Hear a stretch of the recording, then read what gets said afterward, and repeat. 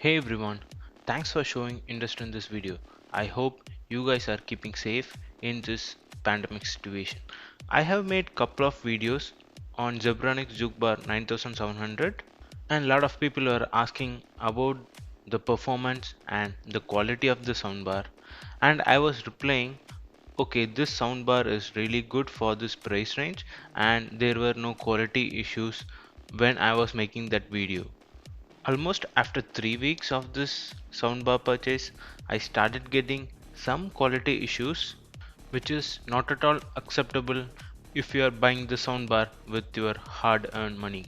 I will still say this is a good soundbar, maybe because of some technical issue I am facing some issues. So in this video, I'm going to cover what are the points I liked in the soundbar and what are the points I didn't like the soundbar, and for this quality issue, what is the next step I'm going to take. Without wasting any time, let's dive into the video. These are the points which I really liked and enjoyed in the soundbar. Point number 1, Dolby Atmos feeling. Trust me guys, Dolby Atmos is an unique feeling you can get when compared to Dolby Digital Plus or any other sound technologies. I was able to clearly differentiate between Dolby Digital Plus content and Dolby Atmos content by just hearing the sound. And whenever I'm watching a 5.1 channel or non Dolby Atmos content in Netflix, I feel like something is missing in the experience. I would say this soundbar actually met the expectations by giving awesome Dolby Atmos sound. Apart from Dolby Atmos feature in the soundbar, this soundbar is like any other good soundbar out in the market. I'm not going to waste more time in talking about the good things. Let's talk about the feedback and the quality issues. These are the some of the points I would like to highlight. This soundbar supports only 2.1 channel.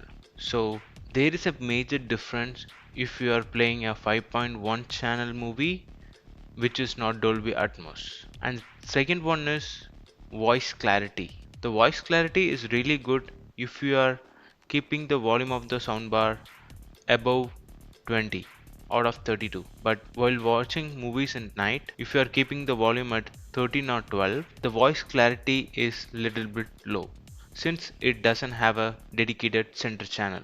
Point number 3, if you are giving the input sources Dolby Atmos or Dolby Digital Plus, the sound and effects are really good, but if your input source is an stereo signal, then the sound effect of the soundbar will go bad like anything. Coming to the major point, the quality issues I am facing now. The performance wise, the soundbar is really good, but in the last 1 week, I started facing issues like there is no output from subwoofer. For example, when I turn on the soundbar in the subwoofer, there is no output.